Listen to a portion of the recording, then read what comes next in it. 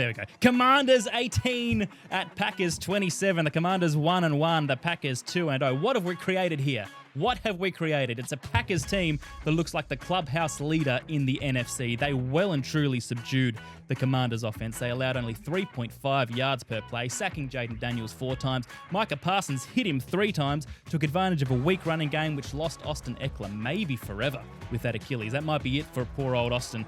And in hindsight, trading out Brian Robinson was a little bit of a crazy move. The Packers are humming on offense, 400 yards, 2 Jordan Love touchdowns, Tucker Kraft with a breakout game. The early window, the Seahawks 31 at the Steelers 17. The Seahawks offense clicked into gear with Sam Darnold's first win for his new side against ex-Steelers wide receiver DK Metcalf. Another century of yards for JSN, 90 for Cooper Kupp, he got going, and a welcome bounce back for Kenny Walker with 103 yards and a TD. As for the Steelers, offensive and special teams errors. Hello, rookie Caleb Johnson. 2 picks from Rodgers and a gutsy call of mine ruined already in week 2. The Rams 33 defeated the Titans 19. Rams 2-0, Titans 0-2. The Titans were leading this one at home as late as 2 minutes left in the third quarter before a run of 3 Rams touchdowns put paid to Tennessee's hopes. The Titans defense was powerless to stop Adams and Nakua, who combined for 252 yards and 2 touchdowns from scrimmage, while the O-line crumbled again for Tennessee. Cam Ward sacked 11 times in his first 2 games. The Bills 30, the Jets 10. They utterly dismantled a pathetic Jets team. They led the Bills 20-0 halfway through the second quarter. That's a huge Buffalo lead, and it was thanks to James Cook. 132 yards, 2 TDs. Josh Allen didn't even need to throw a touchdown today. Justin Fields, 3 of 11, 27 yards, and a concussion. The Jets are all the way back.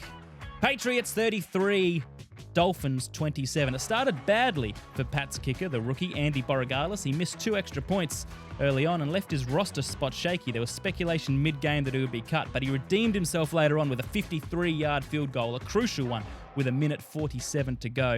And don't let the stats fool you on the Dolphins side. Tua, 26 of 32. Yeah, that sounds good, but he had only 6 incompletions, but 2 of those were huge errors when it mattered. An overthrow to Tyreek Hill and a shocking interception to Mapu from the Pats.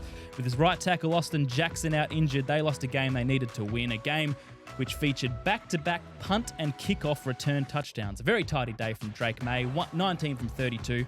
Well, sort of tidy. 2 touchdowns and a win. Let's keep rolling. The Jags 27, the Bengals 31. Trevor Lawrence, he waved away his coach. Doss had it on our Instagram. He waved away his coach Liam Cohen dismissively before going for it on 4th and 5. He hit Brian Thomas Jr. on the numbers and he dropped the sitter. The second bad drop by a Jags receiver in close succession. Travis Hunter, the rookie, gave away a crucial defensive passing interference late, which put the Bengals in position and ended with a Jake Browning touchdown to take the lead for the first time. Why was Jake Browning playing? Well, we all know by now. Joe Burrow, toe ligament injury, turf toe, surgery, 3 months with no Joe Burrow. But hey, at least they're 2-0. The 49ers 26 beat the Saints 21. For the second week in a row, the Saints were respectable. They were in the contest late, but they came up short. With everyone seeing why Spencer Rattler was named starting QB with easily the best game of his young career, 3 touchdowns, but still no win. The 49ers keep a perfect start intact despite no Brock Purdy with his back injury, as Mac Jones slotted in perfectly, 3 touchdowns of his own in a professional performance, even without George Kittle. The Browns 17 at the Ravens 41. A subdued first half from the Ravens. They only led 10-3 at halftime, and Derrick Henry had just 5 yards from 5 carries. What's going on with the King? Is the decline finally here? I won't say it, but predictably, they got on top. 3 touchdowns in a row in the fourth quarter. Devontae Walker scored 2 touchdowns. He only had 1 reception in his entire rookie year last year. So, the Browns can play anyone into form. Chris Hall, he should be the one on the shelf of shame for this, for saying the Browns were a real chance in this game. The Bears 21, the Lions 52. The Chicago Bears in the last 5 quarters of football have conceded 73 points. 10 touchdowns. That's 2 a quarter. We were worried by the Lions' limp offensive performance in week 1 against the Packers, but don't worry, this team is back. They are all the way back.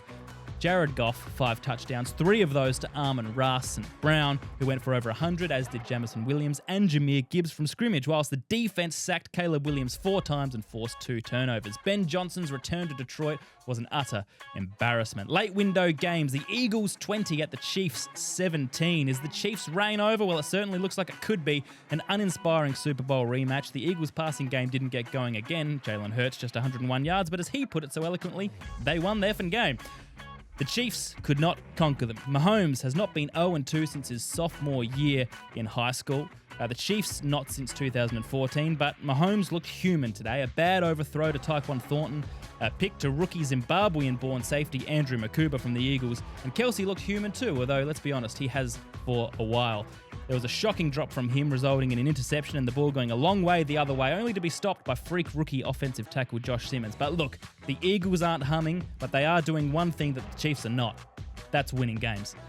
Sunday Night Football, the Falcons 22, the Vikings 6. The Vikings have played 7 bad offensive quarters out of 8. The difference this week was that there was no late redemption for JJ McCarthy, who has a high ankle sprain and will probably miss week 3. He looked overwhelmed, 11 of 21, 158 yards and 2 picks, whilst the Falcons improved in 2 key areas. They actually ran the ball, and surprise, surprise, Bijan Robinson racked up 143 yards. And number 2, the pass rush, which was the 31st ranked for sacks last year, sacked JJ McCarthy 6 times. Just a couple to go. MNF, the doubleheader, the Bucs 20, Texans 19. The Bucs, led by the ever gutsy Baker Mayfield, take a courageous win to go 2-0 for the 5th year in a row. Did Joe Buck mention that today? Maybe once or twice. Not only did Baker get it done, he got the first down on 4th and 10 to keep the game alive. A shocking missed tackle from the Texans. And their concerns, Houston, continue with a glaring lack of a run game, unable to compensate for the struggling CJ Stroud, under pressure again, with the Texans' defense unable to get the ball back from the Bucs all night. A tight finish, a huge win for Tampa Bay on the road to keep their perfect start intact. Finally, the Chargers 20 made light work of the Raiders 9. And let's be honest, the Raiders looked how we expected them to. Round 1 was the anomaly. This is what we thought would happen. No shots fired on offense. In fact, 3 interceptions from Geno, including his first throw of the night, whilst the Chargers suffocated them with relentless defense and another solid Justin Herbert night. This one felt inevitable as the Chargers surged clear on the top of the AFC West. Whoa, that was a lot of talking. The boys are going to join us after the break. And of course, we're going to go into 3 deep dive games later on. So if we haven't mentioned your team yet, don't worry, we will get there.